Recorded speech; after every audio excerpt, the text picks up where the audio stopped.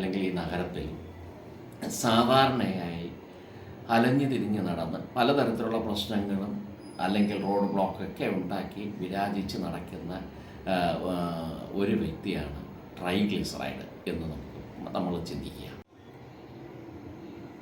നമസ്കാരം, ഡോക്ടർ സാജി ടോക്സിലേക്ക് സ്വാഗതം. കൊളസ്ട്രോളിനെ കുറിച്ച് സംസാരിക്കാം എന്നാണ് ഇന്ന് വിചാരിക്കുന്നത്. നമുക്കറിയാം, കൊളസ്ട്രോൾ മെഴുകു പോലുള്ള ഒരു പദാർത്ഥം നമ്മുടെ സെൽസിലെല്ലാം കാണുന്ന ഒരു പദാർത്ഥമാണ്. അത് ശരീരത്തിൻ്റെ പല പ്രവർത്തനങ്ങൾക്ക്, പല ഹോർമോൺ ഉണ്ടാക്കുന്നതിനും, വൈറ്റമിൻ ഡിയുടെ ഉൽപ്പാദനത്തിനും അല്ലെങ്കിൽ അതിൻ്റെ പ്രവർത്തനത്തിനും, ലിവറിൻ്റെ ഫങ്ഷൻസ് ആണെങ്കിൽ പോലും ഇങ്ങനെയുള്ള ഒരുപാട് കാര്യങ്ങൾ, പ്രധാനമായ ചില ടെസ്റ്റോസ്റ്റെറോൺ, ഈസ്ട്രജൻ എന്ന് പറയുന്ന സെക്സ് ഹോർമോൺ ഉൽപ്പാദനത്തിനൊക്കെ നമുക്ക് കൊളസ്ട്രോൾ സഹായിക്കുന്നു എന്നുള്ളത് നമുക്കറിയാം. എന്നാൽ ഇന്ന് പലപ്പോഴായി എനിക്ക് കൊളസ്ട്രോൾ അമിതമാണ്, കൊളസ്ട്രോളിൻ്റെ പ്രശ്നമുണ്ട്, അല്ലെങ്കിൽ അതിനെന്ത് ചെയ്യണം എന്നുള്ളതിനെക്കുറിച്ചൊക്കെ സംസാരിക്കുന്നു. കൊളസ്ട്രോൾ തന്നെ പല തരത്തിലുണ്ട് എന്നുള്ളത് നമുക്കറിയാം.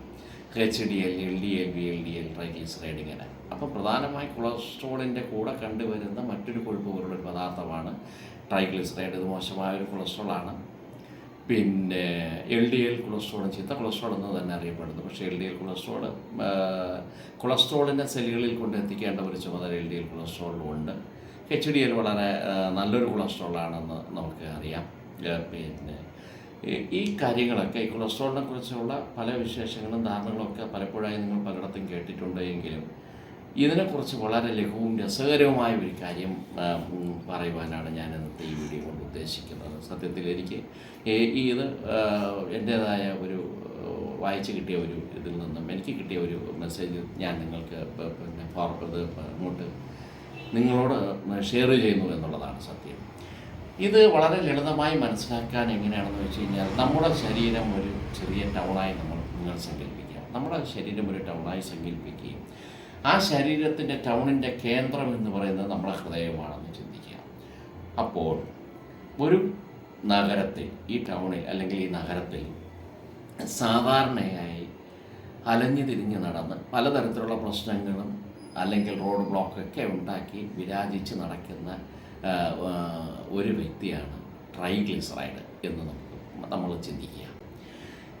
അങ്ങനെ പലയിടത്തും ബ്ലോക്കുകൾ ഉണ്ടാക്കി, പ്രശ്നങ്ങൾ ഉണ്ടാക്കിക്കൊണ്ട് നടക്കുന്ന ഈ ട്രൈഗ്ലിസറൈഡിനെ നമ്മുടെ ശരീരത്തിലുള്ള നമ്മൾ സങ്കല്പിക്കുക, ശരീരത്തിൻ്റെ തന്നെ നല്ല ഒരു പോലീസ് ഓഫീസറായ HDL ഈ ട്രൈഗ്ലിസറൈഡിനെ പിടികൂടി ഇവനെ ലിവറിൻ്റെ അടുത്ത്, ലിവറാകുന്ന ജയിലിൽ അല്ലെങ്കിൽ കരളാകുന്ന ജയിലിൽ ഏൽപ്പിക്കുന്നു.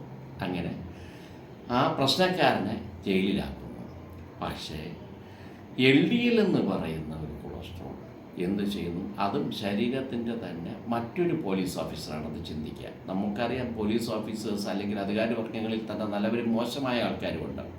HDL ശരീരത്തിൻ്റെ നന്മ ആഗ്രഹിക്കുന്ന സമയത്ത് LDL എന്ന് പറയുന്ന പോലീസുകാരൻ അഴിമതിക്കാരനും പക്ഷപാത രഹിതമായി പ്രവർത്തിക്കാൻ കഴിയാത്ത ഒരു പോലീസ് ഓഫീസറാണെന്ന് അനുമാനിക്കുക.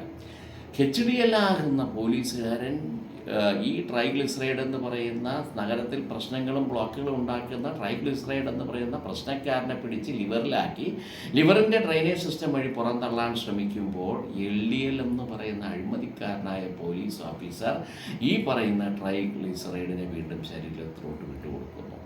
അപ്പോൾ ചുരുക്കത്തിൽ എന്താണ് സംഭവിക്കുന്നതെന്ന് വെച്ച് കഴിഞ്ഞാൽ, അങ്ങനെ വരുമ്പോൾ നഗരഹൃദയമായ അല്ലെങ്കിൽ നഗരത്തിൻ്റെ കേന്ദ്രമായ ഹൃദയത്തിലോട്ടുള്ള വഴികളെല്ലാം തടസ്സപ്പെടുന്നു.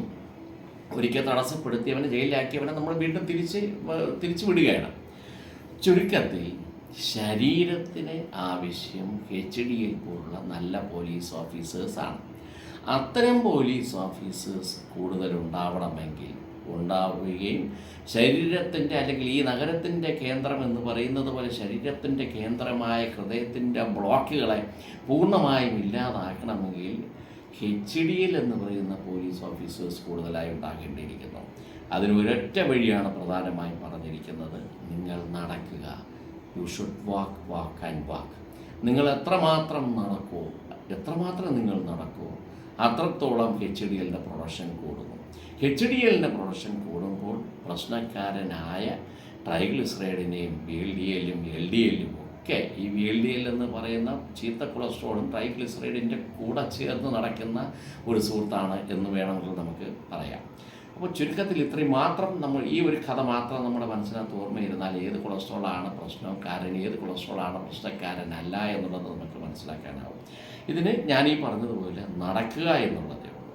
കൂടുതലായി നടക്കുക, നല്ല ചിന്തകൾ വെച്ച് മുന്നോട്ട് പോവുക, ധാരാളം വെള്ളം കുടിക്കുക, ഒരുപാട് അത്തരം കാര്യങ്ങൾ കൂടെ ഇതിനോടനുബന്ധിച്ച് നമ്മൾ ഭക്ഷണ ക്രമീകരണങ്ങളെല്ലാം കൂടെ നല്ലവണ്ണം നോക്കി മുന്നോട്ട് കൊണ്ടുപോവുക എന്നുള്ളതാണ്. വളരെ നിസ്സാരമായ ഈ ഒരു കൊച്ചു കഥയിലൂടെ ഈ കൊളസ്ട്രോളിൻ്റെ പ്രാധാന്യത്തെക്കുറിച്ച് നിങ്ങളുടെ ഓർമ്മയിൽ നിൽക്കത്തക്ക വിധം പറയുവാൻ ഞാൻ ശ്രമിച്ചിരിക്കുകയാണ്.